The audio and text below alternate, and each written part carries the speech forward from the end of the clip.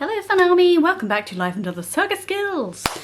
We are back today with another sewing mission.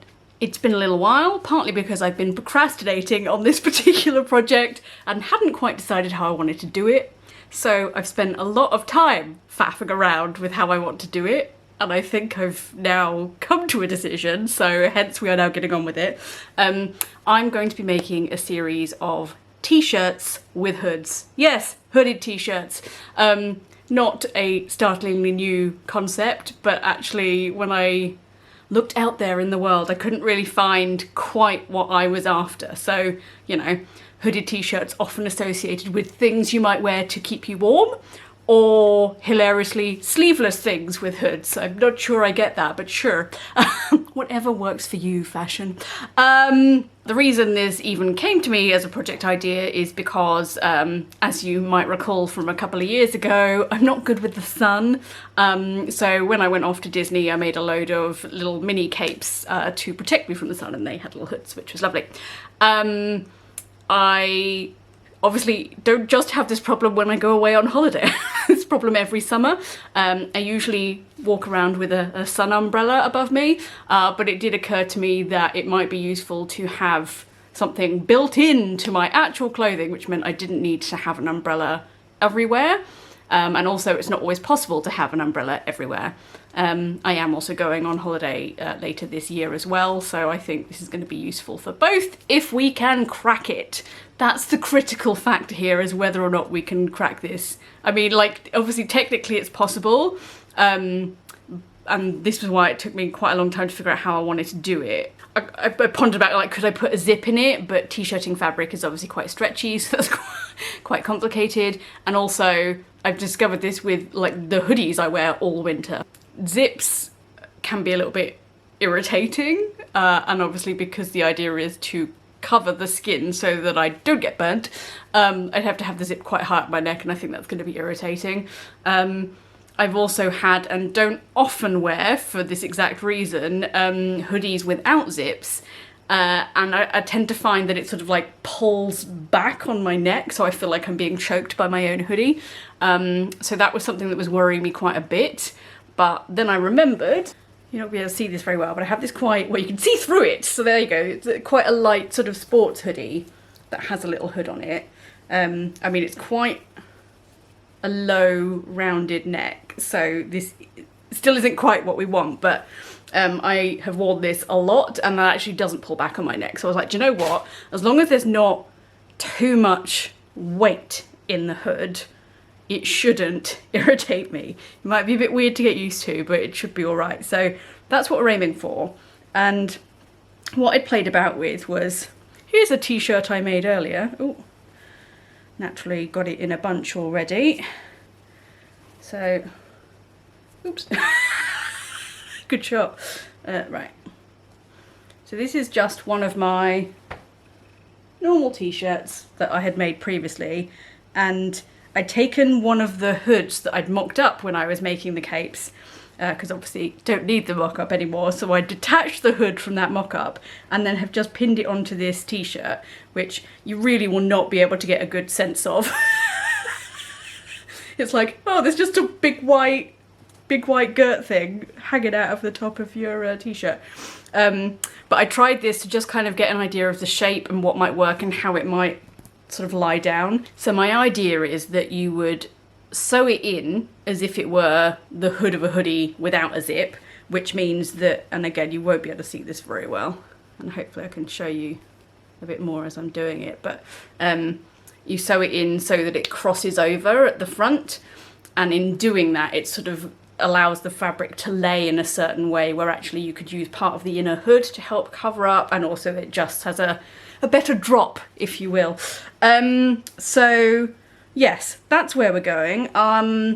In terms of patterning this up, the great news is, because obviously I've made t-shirts before and I've made hoods before, I don't need to make any new patterns. Yay!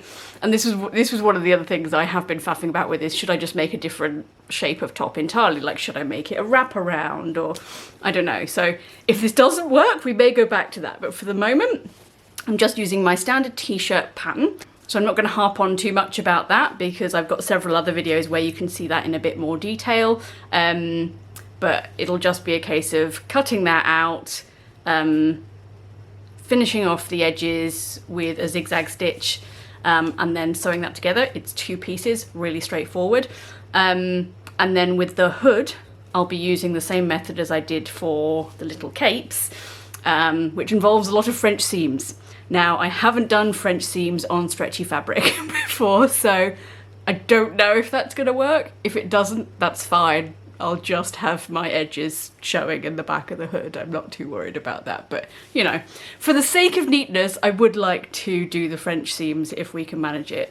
So again, I won't necessarily harp on about the method for that too much because it will be literally exactly the same as what I did for the capes. And then the new bit and the tricky bit will be then attaching the hood to the t-shirt.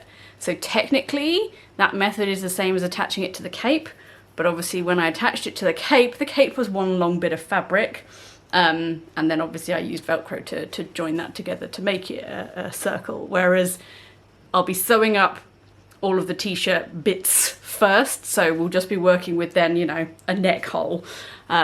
So it's going to be a little bit more fiddly than what I've done previously and with stretchy fabric.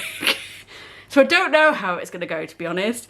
And then I just have to hope that I'm going to be satisfied with the finished product. So we'll give this one a go and we'll try it out, and if that's happy and I'm comfortable, then I can just make the other 5 with the same method. Otherwise I might have to go back to the drawing board a little bit, but yeah. So that's where we are. Next up, I'm just going to get everything cut out, get all the edges done, and then we can crack on with pulling this thing together, hopefully.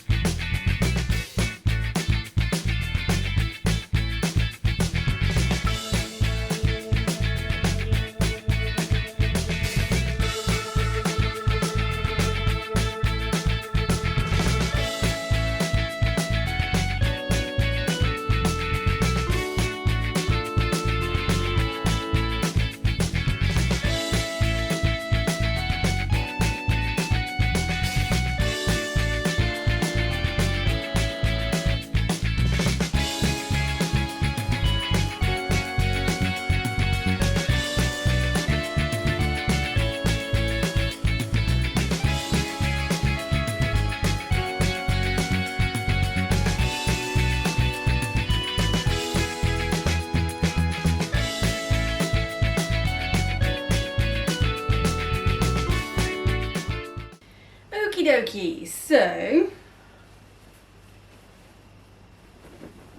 we now have the main t-shirt, yay!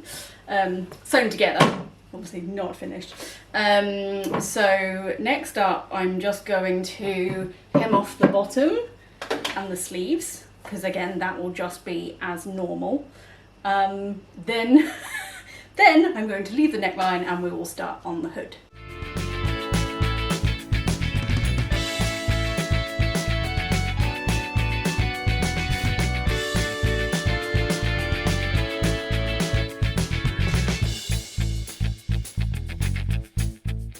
Okay, so I've pinned up the hood and I'm about to do the first run. So at the moment it's wrong sides together because that's how we roll with a French seam. So I'm going to zip round, turn it the other way around, zip round again, and then that's the hood French seamed.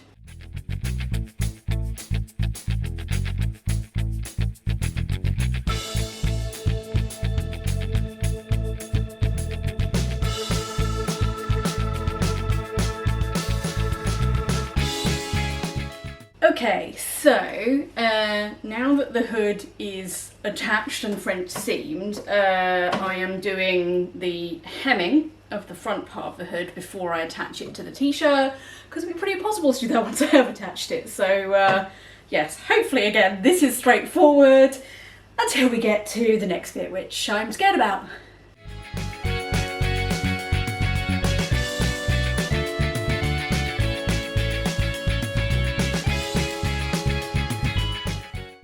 Okay, So now that I've hemmed the hood, I am going to pin it to the neck of the t-shirt. I'm still not entirely sure if I want to French seam it or not. So I'm going to pin it as if not and see how that looks. If I hate it, then we'll pin it like we're going to French seam it and actually French seam it. So after stabbing myself in the head with pins several times, trying to see if this is going to work, I have determined that we don't need to French seam it. You could, and maybe if I'm feeling energetic, I might give it a go on some of the later ones that I make. But obviously the impact of that is that you need to have allowed enough fabric on the neckline and on the hood for an additional roll, which I haven't in this instance. So, oh yeah, we're now gonna sew it together and then fingers crossed it all comes together as planned.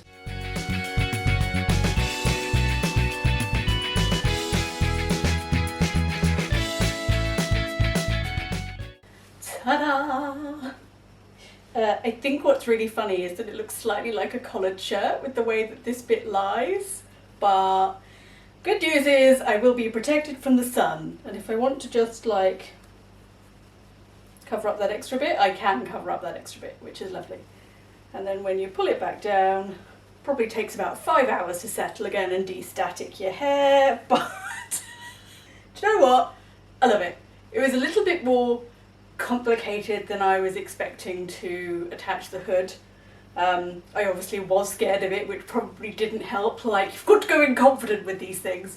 And classically, I had a bit of an error where I'd crossed it over at the front.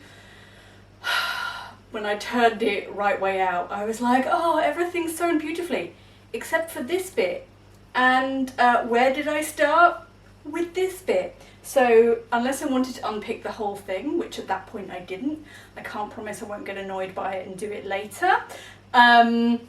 Yeah, I had to do a little bit of a fix, which was to just actually sew an extra bit further down here to make this cross. So now it's slightly, I've got a lot of extra seam in here now and it's sticking out a little bit, which is irritating me. So I'm either going to need to unpick everything and resew it, which really is the last resort, it just depends on how annoyed I get, or trim down this seam so it doesn't stick out, because that's annoying. It's like having, like, I don't know, an extra weight here, which we don't want. But otherwise, I think it came out pretty nicely. I think this is going to be a good solution for summer to just give me that little extra bit of protection. And you know what? It's good fun. So there you go. I hope you've enjoyed my suitably nerdy foray into attempting hooded t-shirts. Thanks for watching, and I'll see you again in the next one. Bye!